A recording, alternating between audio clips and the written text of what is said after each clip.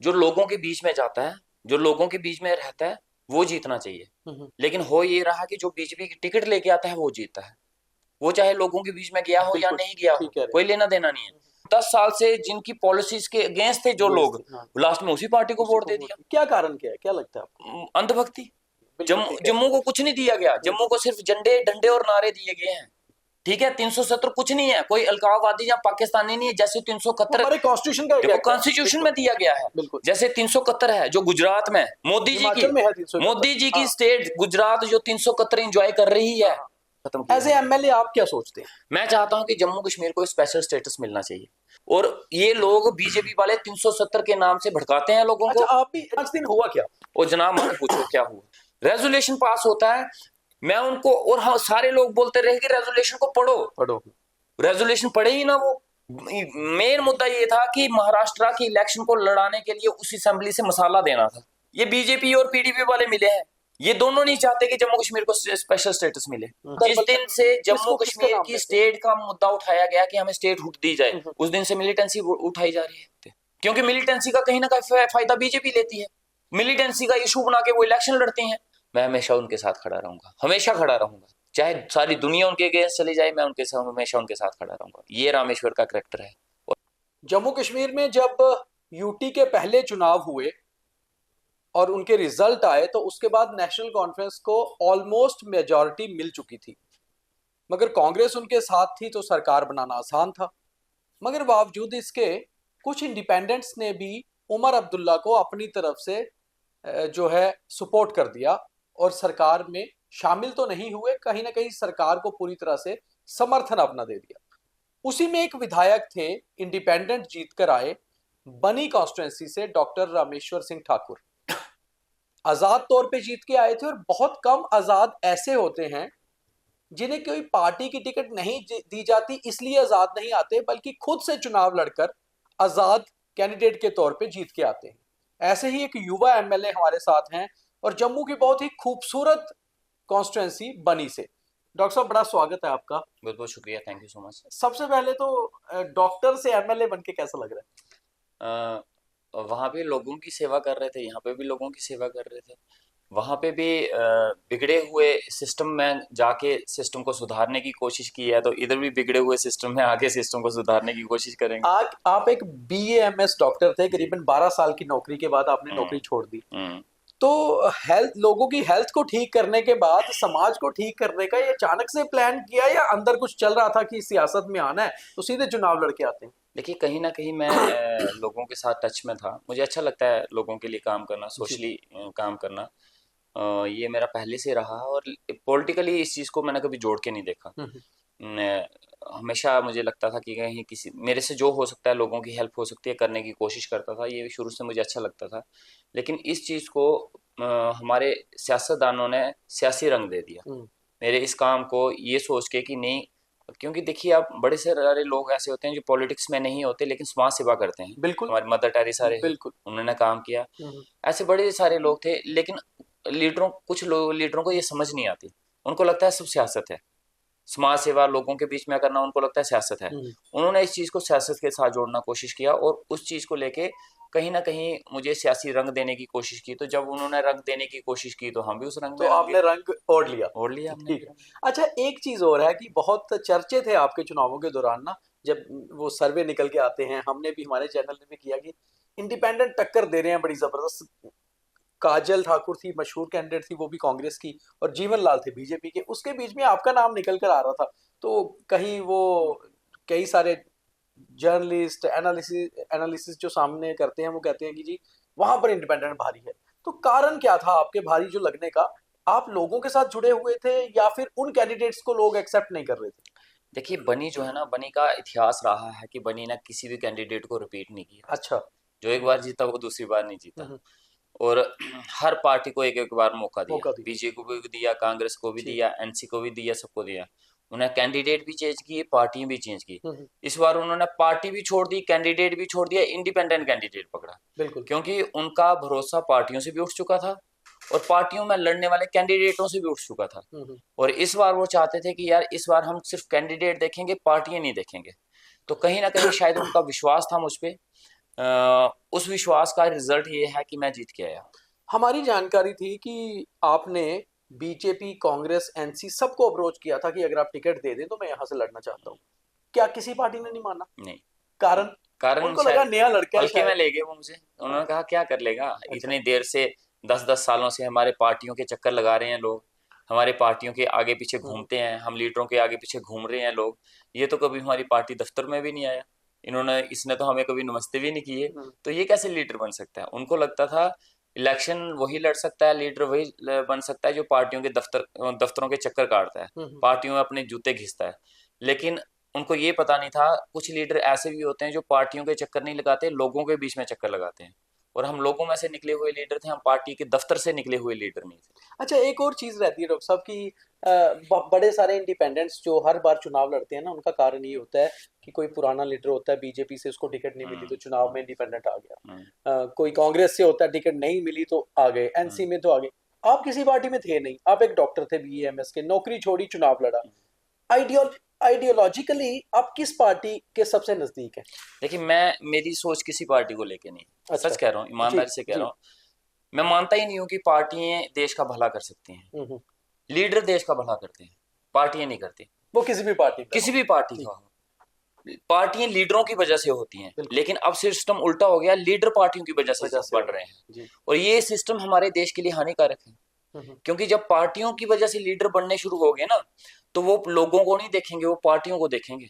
अच्छा, आपको लगता है कि ये सारा कुछ जो सिस्टम शुरू हुआ, जैसे आप कह रहे हैं, ये खास तौर पे 2014 के बाद जब से प्रधानमंत्री जी। नरेंद्र मोदी ने कमांड संभाली, हम्म, अब तो क्या हो रहा है कि जो बीजेपी के साथ आ रहे हैं वो बन रहे हैं। हम्म, बहुत सारे लोगों हम्म, की लाइफ बदल गई बीजेपी हम्म, में आके, और बहुत सारे लोगों की लाइफ खराब हो गई पिछले कुछ सालों में कांग्रेस में आके। हम्म। अब लीडर, जो बड़ा लीडर है वो या पार्टी है, वो बना रही है लोगों को। देखो ये सिस्टम ठीक नहीं है, हमारे हम्म, देश के लिए ये सिस्टम ठीक नहीं ठीक। है।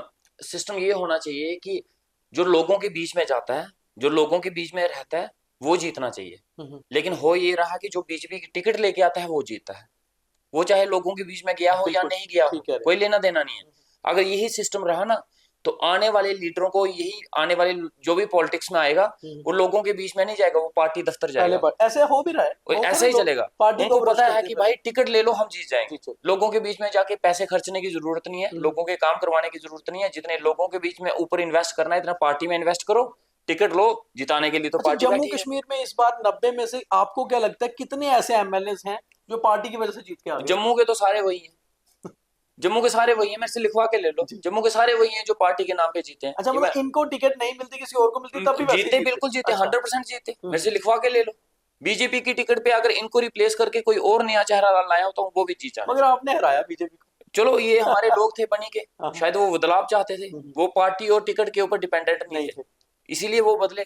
और मुझे बड़ी हैरानगी होती है ये चीज सुन के, देख के, कि सारी उम्र लोग जिस पार्टी के धरने देते रहे, जिस पार्टी के मुर्दाबाद के नारे लगाते रहे, जिस पार्टी के जुलूस निकालते रहे, और 10 साल से जिनकी पॉलिसीज के अगेंस्ट थे जो लोग, हाँ। लास्ट में उसी पार्टी को उसी वोट को दे वोट दिया। क्या कारण क्या है, क्या लगता है आपको? अंधभक्ति, फिर वही हुआ ना, मैं उसको अंधभक्ति बोलूंगा।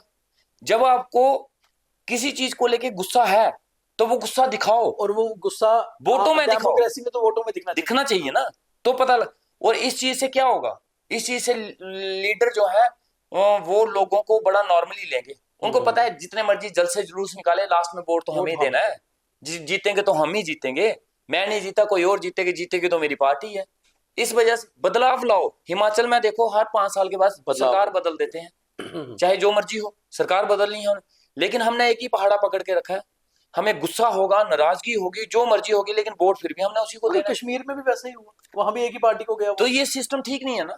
हम्म। हम पार्टी मतलब भी लीडर नहीं चुनते, हम पार्टी लीडर नहीं चुनते, चुनते, हम पार्टी चुनते। हम पार्टी चुनते हैं। उमर अब्दुल्ला साहब ने जब सरकार बनानी थी, आपको अप्रोच किया था या आपने उनको सपोर्ट खुद से दिया? देखिए उन्होंने भी मुझे अप्रोच किया था, और सबसे बड़ी बात यह है कि मेरे लोगों के साथ एक कमिटमेंट थी। हम्म, इलेक्शन के दौरान आप मेरी हर एक स्पीच सुनिएगा, जी। और लोगों की राय थी कि जीतने के बाद हम सरकार में बैठेंगे, अच्छा। जिसकी अपोजिशन में हम नहीं बैठेंगे, नहीं बैठे। जिसकी सरकार होगी हम उसको समर्थन देंगे। और हर एक जलसे जुलूस में मैं यही उनको प्रॉमिस करता था, अगर आप ये चाहते हो कि हम सरकार में बैठे तो मेरा वादा रहा आप लोगों के साथ, जीतने के बाद हम सरकार में बैठेंगे। जिसकी भी सरकार बनती है आप बिल्कुल सपोर्ट करते हैं, अगर बिल्कुल बीजेपी की बनती है उनको भी बिल्कुल करते हैं? करते। अच्छा, तो जब उमर साहब ने आपको अप्रोच किया, हाँ क्या कहा उन्होंने आपको कि हमें समर्थन दीजिए? हाँ बिल्कुल, आपको क्या हमारी उनसे हाँ, बात हुई इस जी बारे में लेके। और और मैं उमर साहब का बहुत बहुत शुक्रिया अदा करना चाहूंगा और उनकी अप्रोच को मैं सल्यूट करना चाहूंगा। जब मैं उनसे मिला, हम्म, मेरी क्लियर कट बात थी कि उमर साहब, मैं सिर्फ बनी की डेवलपमेंट के लिए समर्थन दे रहा हूँ, जी मुझे बनी की डेवलपमेंट चाहिए।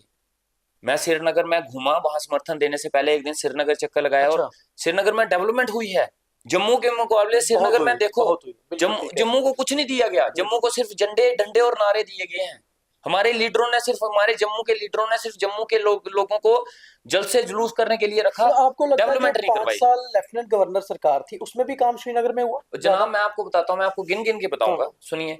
और जब मैं श्रीनगर का चक्कर लगा के दूसरे दिन उमर साहब के पास गया, मैंने कहा जी सर, समर्थन एक शर्त पे है, यही श्रीनगर वाला डेवलपमेंट मुझे मेरी बनी में चाहिए। जी, हमारे श्रीनगर, हमारे बनी को वैसे ही बोला जाता है मिनी कश्मीर, क्योंकि खूबसूरत है, पहाड़ी है, बर्फ पड़ता नेचुरल है। ब्यूटी है। स्विट्जरलैंड भी बोला जाता है, मिनी जी स्विट्जरलैंड। जी, तो मैंने कहा वो सिर्फ नाम है मिनी स्विट्जरलैंड या मिनी कश्मीर नहीं होना चाहिए, वो ग्राउंड पे मिनी कश्मीर बने। वो सारी डेवलपमेंट्स, रोड, हॉस्पिटल, बिजली, पानी जो कश्मीर में है, जिस फैसिलिटीज मिल रही है वो।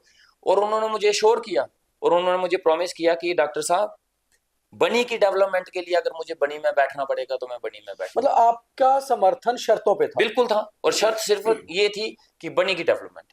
समर्थन ये नहीं था कि मुझे मिनिस्ट्री मंत्री दो, बनाओ या कुछ? हाँ, समर्थन ये नहीं था कि मुझे गाड़ियां दो, करोड़ रुपए दो, पैसे दो ना। हम्म, मेरी समर्थन आज भी यही था कि इसी, और जहां तक अभी तक मैं देख रहा हूँ उमर साहब जिस तरीके से एक्शन में है, बनी की छोड़ो, पूरे जम्मू कश्मीर के लिए, जो जैसे बच्चों की जॉब पॉलिसी के लिए इन्होंने निकाले हैं, एज रिलैक्सेशन के लिए ऑर्डर निकाल दिया है, डेली वेजर का अच्छा, सुनने में कल आ रहा है। परसों एक महीना हो जाएगा शपथ ग्रहण किए हुए सरकार को, अभी तक आप कैसे देखते हो सरकार को? बहुत अच्छा है, बहुत अच्छा है। एक महीने के अंदर अंदर जो जो हमारे पहाड़ी एरियो की सबसे बड़ी स्कूल के बच्चों की दिक्कत थी विंटर सेशन। जी हमारे वहां पे पहले विंटर बिल्कुल सेशन होता था, सर्दियों में एग्जाम हो जाते थे बिल्कुल नवंबर दिसंबर में, उसके बाद बिल्कुल छुट्टियां पड़ती थी। लेकिन बिल्कुल। वहां पे यूटी बनने के बाद समर सेशन कर दिया गया। हम्म, ये क्या करते हैं, एक विधान, एक संविधान, एक झंडा और एक ही रूल पूरे जम्मू से लेके, कश्मीर से लेके कन्याकुमारी तक चलाते हैं।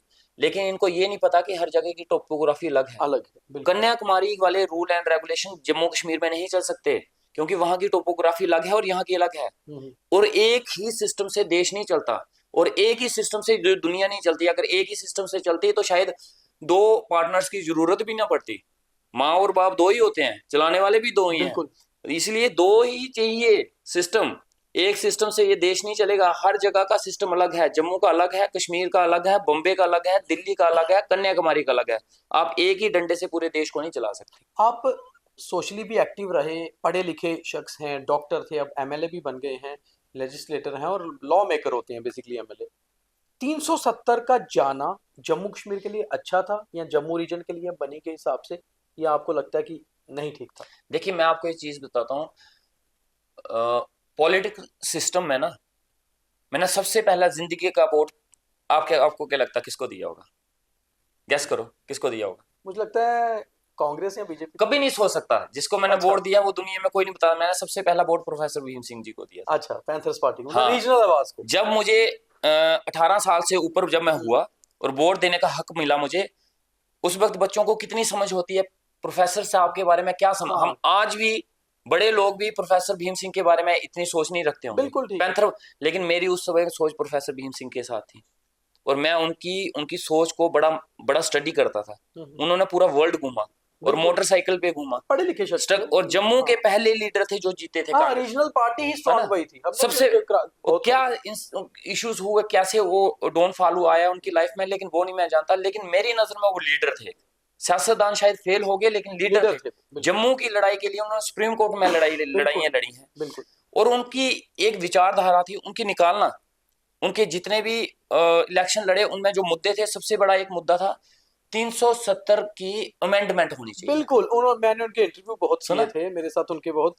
उनने वो कहते थे रीऑर्गेनाइजेशन ऑफ जम्मू कश्मीर हाँ, विद अमेंडमेंट इन अब 370, हाँ, वो 370 को कैंसिल करने के हक में नहीं थे, 370 में अमेंडमेंट चाहते थे। चाहते थे। बिल्कुल ठीक है ठीक कहा। और यही था वो 370 एक वर्ड है, हम्म, ठीक है, 370 कुछ नहीं है, कोई अलगाववादी या पाकिस्तानी नहीं है। जैसे 371 हमारे कॉन्स्टिट्यूशन का देखो कॉन्स्टिट्यूशन में दिया गया है, बिल्कुल। जैसे 371 है जो गुजरात में मोदी जी हिमाचल में है 371। मोदी जी की हाँ। स्टेट गुजरात जो 371 एंजॉय कर रही है, जो हमारे हिमाचल वैसे 370, लेकिन 370 में कुछ ऐसे लॉ एंड ऑर्डर थे जो शायद जम्मू के फेवरेबल नहीं थे, जो कश्मीर ने उसका गलत फायदा भी लिया, उठाया। तो वो चाहते थे कि वो कानून बदले जाएं, लेकिन स्पेशल स्टेटस ना खत्म हो जी। लेकिन इन लोगों ने स्पेशल स्टेटस खत्म किया। एज ए एमएलए आप क्या सोचते हैं? मैं चाहता हूं कि जम्मू कश्मीर को स्पेशल स्टेटस मिलना चाहिए, और जम्मू कश्मीर की असेंबली में सबसे पहला रेजोल्यूशन जो एनसी की सरकार ने, उमर साहब ने पेश किया, वो स्पेशल स्टेटस का ही था। और ये लोग बीजेपी वाले 370 के नाम से भड़काते हैं लोगों को। आप भी डॉक्टर साहब अंदर बैठे थे, बिल्कुल। 5 दिन हुआ क्या? और जनाब मत पूछो क्या हुआ, आपका पहला सेशन मैं वो देख के हैरान हो गया कि आई विटनेस है आप। मैं ये सोच रहा था कि ये पढ़े लिखे लोग हैं, ये दो 3 बार जीत के आए हैं, और ये सियासतदान लोगों की बातें करने के लिए यहाँ पे आए हैं, किस लिए आए हैं यहाँ पे? रेजोल्यूशन पास होता है, मैं उनको, और हाँ सारे लोग बोलते रहे कि रेजोल्यूशन को पढ़ो, रेजोल्यूशन पढ़े ही ना। वो आपके पास भी शायद रेजोल्यूशन की कॉपी होगी, उस रेजोल्यूशन के फर्स्ट वर्ड से लेके लास्ट वर्ड तक कहीं पे भी 370 या 35 वर्ड होगा। मैं आज भी सबको बोलता हूं, मैं चैलेंज करता हूं, था ही नहीं। मगर बीजेपी का एक आरोप है डॉक्टर साहब, उनका कहना है कि हाउस का जो बिजनेस होता है, मैंने भी 5-6 सरकारें देखी, असेंबली हम कवर करते रहे हैं, जो बिजनेस की एक लिस्ट होती है एमएलए को दी जाती है पहले। बीजेपी का आरोप था कि अचानक से रेजोल्यूशन ले आई एनसी सरकार और हमें बताया नहीं, गुप्त तरीके से इन्होंने ये रेजोल्यूशन ड्राफ्ट भी किया। ठीक है, गुप्त तरीके से किया तो, लेकिन पास करने से पहले उसकी कॉपी देगी, आप पढ़ो। अगर आपको गलत लगता है तो बोलो ना, गुप्त तरीके से लाया, ऐसे लाया, वैसे लाया तो जम्मू के हित के लिए था ना।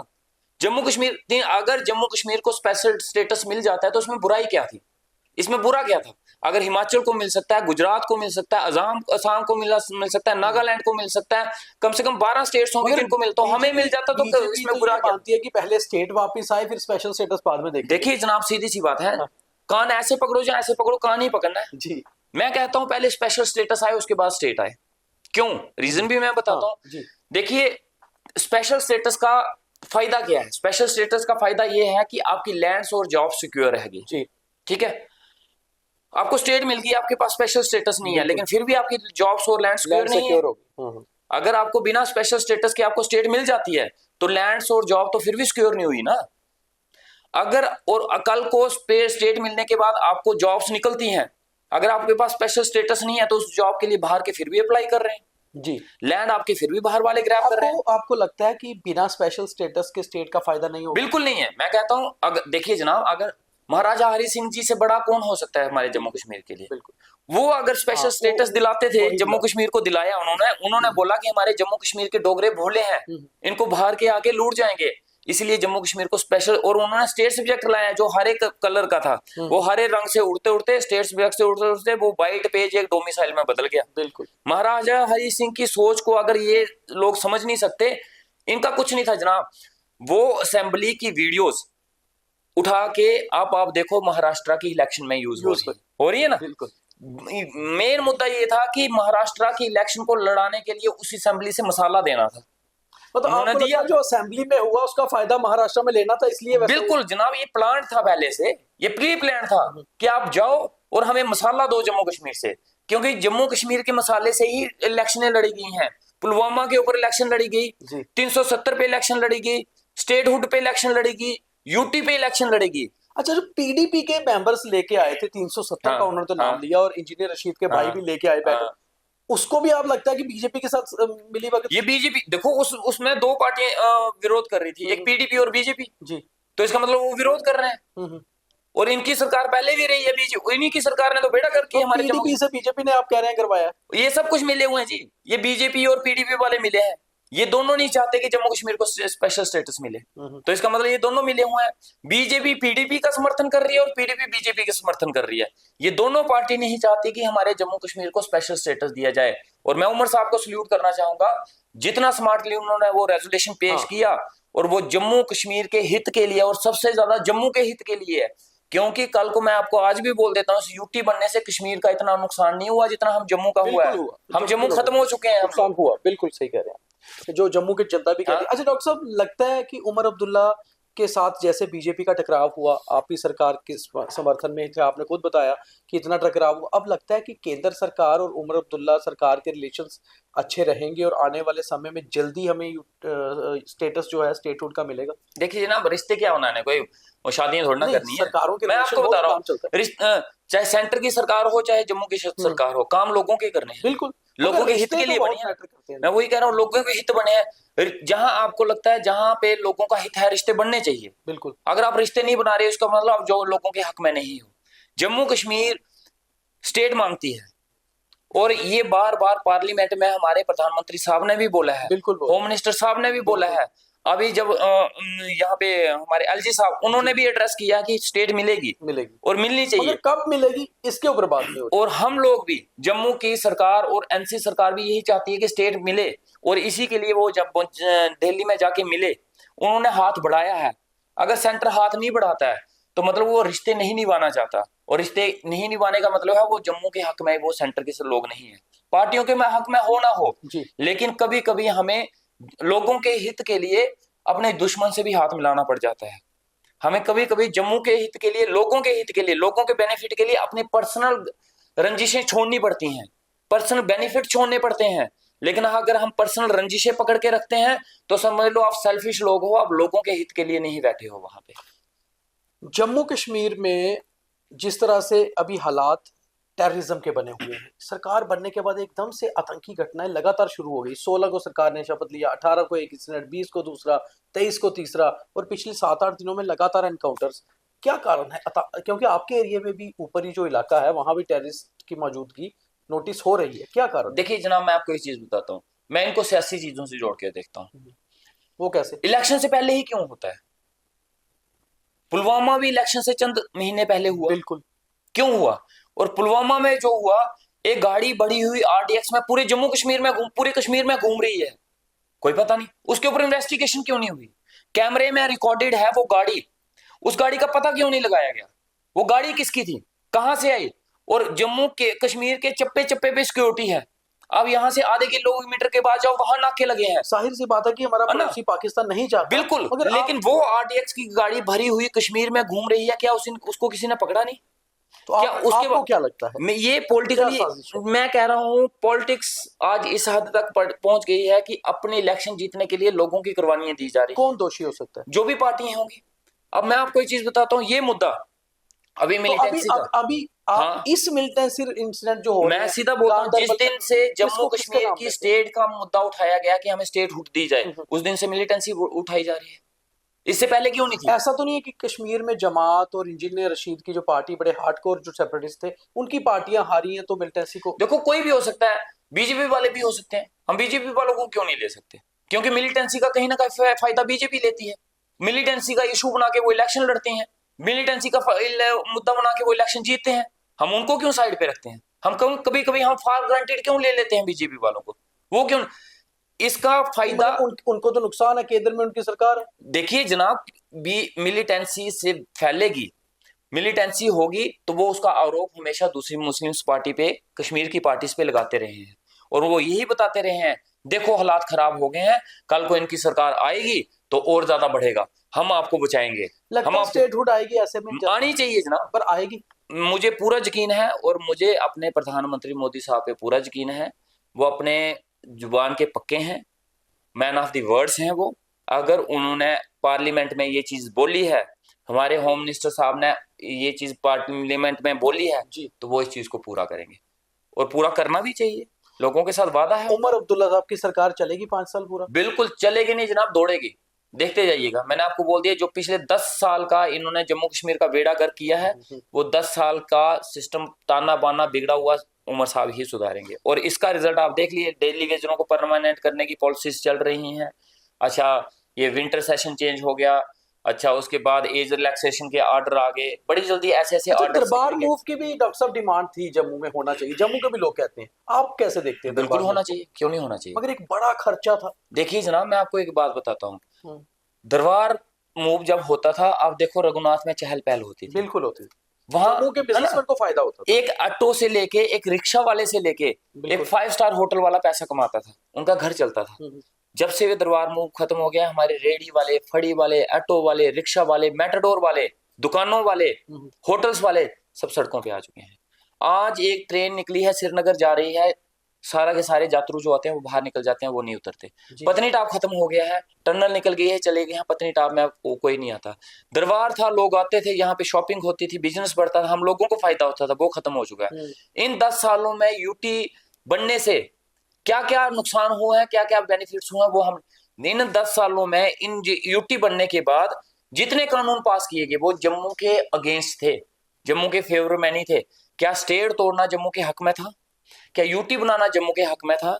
क्या दरबार मूव करना जम्मू के हक आपको में लगता था? है जो 2019 में हुआ वो भी गलत हुआ है? बिल्कुल हुआ है। स्टेट टूटना एक गलत था, यूटी बनाना सबसे बड़ा गलत था।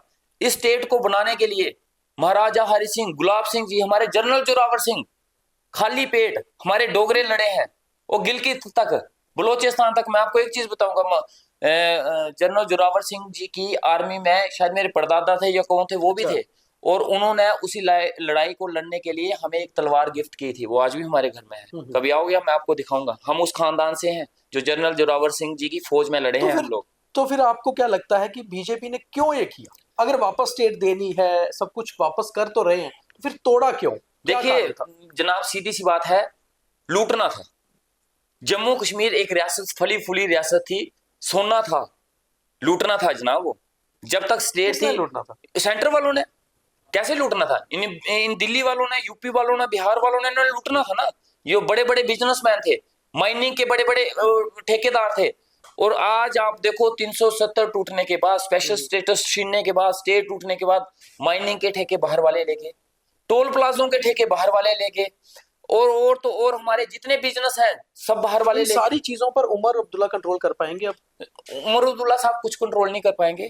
कंट्रोल तभी होगा जब स्टेट मिलेगी और स्पेशल स्टेटस। तो अगर स्टेट नहीं मिलती है, मान लीजिए अगले कुछ महीने या 1 साल, तो उमर अब्दुल्ला किस तरह सरकार चला पाएंगे? अगर नहीं मिली तो ये लूट मार चलती रहेगी, जो आज तक सेंटर वाले करते हैं, ये चलती रहे। देखिए हमारे हाथ में जितनी पावर्स हैं, हम कोशिश करेंगे। और लास्ट में लड़ाई हमारी आज भी स्टेटहुड की है और स्पेशल स्टेटस की है।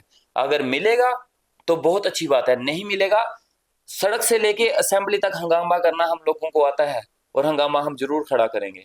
और ये हंगामा देश को, जो हमारे जम्मू कश्मीर को बर्बाद करने के लिए, जम्मू कश्मीर को संभालने के लिए होगा। जो जैसे बीजेपी वाले हंगामा कर रहे हैं ना महाराष्ट्र की इलेक्शन के लिए, हम वो नहीं करेंगे। हम जम्मू कश्मीर को संभालने के लिए हंगामा करेंगे। हंगामे करने हमें भी आते हैं, लेकिन हम करेंगे तो जम्मू कश्मीर के हक और उनके हकूक के लिए करेंगे। आखिरी 1-2 सवाल लेंगे।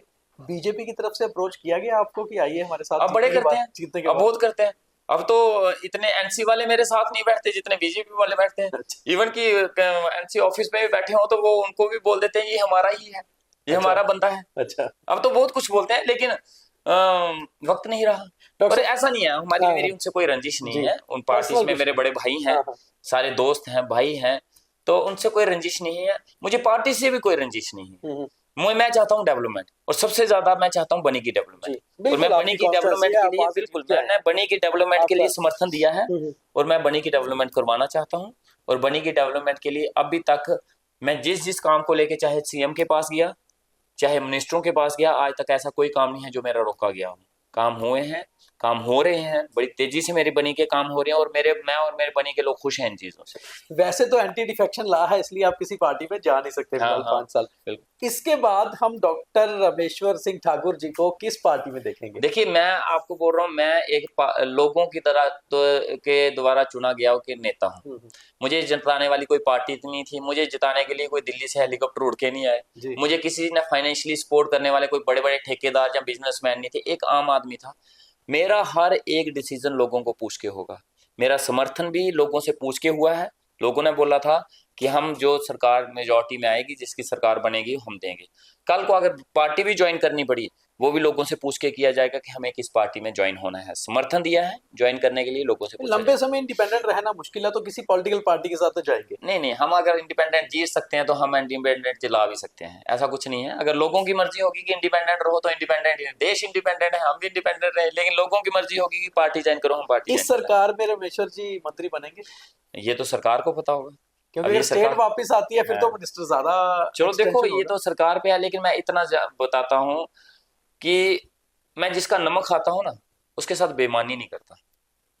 अगर किसी ने मेरे बनी के लिए कुछ किया, मेरे बनी को दिया धोखा, मैं उसको दूंगा नहीं, ये कभी नहीं दूंगा। अगर जो मेरे बनी के मसले हल करे, मेरा कोई ना करे, मेरा पर्सनल कोई मसला नहीं होगा, जो मेरे बनी की डेवलपमेंट करवाएंगे, बनी की वो उस मुकाम पे लेके जाएंगे जहां मैं जा रहा हूं, मैं हमेशा उनके साथ खड़ा रहूंगा, हमेशा खड़ा रहूंगा। चाहे सारी दुनिया उनके अगेंस्ट चली जाए, मैं उनके साथ हमेशा उनके साथ खड़ा रहूंगा। ये रामेश्वर का करैक्टर है, और रामेश्वर इस करैक्टर से कभी नहीं डगमगाएगा। अगर बुरे वक्त में जो मेरे साथ खड़े रहे, तो अच्छे वक्त में भी हम उनके साथ खड़े रहे। बहुत धन्यवाद ठाकुर साहब आपसे बात करने के लिए। Thank thank you you very much. Thank you so much. MLA बनी डॉक्टर रामेश्वर सिंह ठाकुर, दो तीन बातें बहुत जबरदस्त तरीके से कही कि एक, मेरा करैक्टर ऐसा है कि जिनके साथ खड़े हो गए उनके साथ ही चलेंगे, और दूसरा, पार्टी वही ज्वाइन करेंगे जो इनकी जनता कहेगी, क्योंकि जनता ने इन्हें चुनकर असेंबली में भेजा है, और जो जनता कहेगी वही फ्यूचर होगा। मगर शर्त एक ही होगी, जो बनी के लिए कुछ करेगा ये उसके लिए कुछ करेंगे। और दूसरी बात, स्टेटहुड को लेकर इन्हें भी लगता है कि स्टेटहुड से पहले स्पेशल स्टेटस मिलना जरूरी है, तभी स्टेटहुड का सही लाभ है। तो उम्मीद है आपको ये इंटरव्यू और प्रोग्राम अच्छा लगा होगा। ज्यादा से ज्यादा शेयर करिए ताकि लोग भी जान पाए कि हमारे लेजिस्लेचर्स क्या सोच रखते हैं। बहुत धन्यवाद।